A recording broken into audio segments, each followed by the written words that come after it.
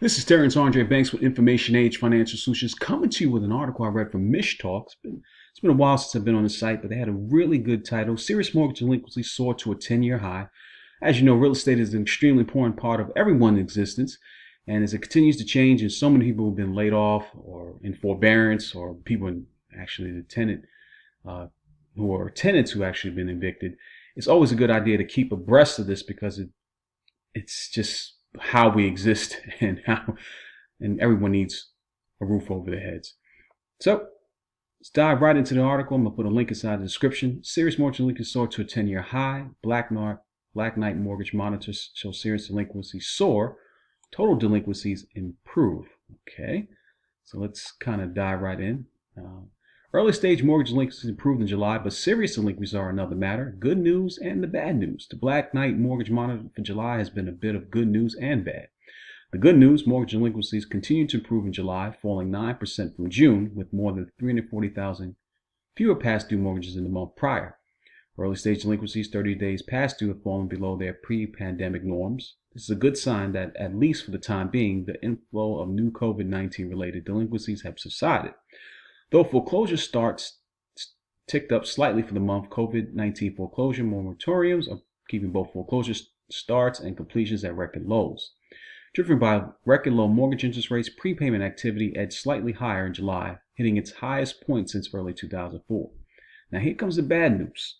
Some 376,000 homeowners became 90% or more days past due in July. Serious delinquencies went up 20% from June and are now the highest they've been ever since 2010.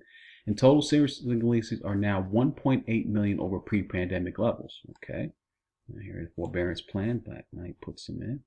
Kind of glancing over this, but I'll tell you, go over it at your leisure and look more deeply into it. Other categories include portfolios, private label, and other entities. Forbearance stats.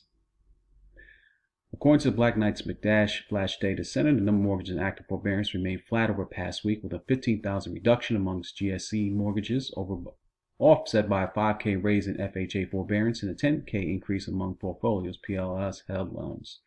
As of August 18, 3.9 million homeowners remain in active forbearance, representing 74% of all active mortgages, unchanged from last week. Together, they represent $833 billion in unpaid principal. Some 5.4% of all GSE-backed loans and 11.6% of all FHA VA loans are currently in forbearance plans. Another 8% of loans in private label securities or banks' portfolios are also in forbearance. The number of people in forbearance plans has stabilized, but the total amount has risen to $833 billion. Looking ahead, the weekly $600 pandemic benefit check stopped due to congressional bickering on July 25th.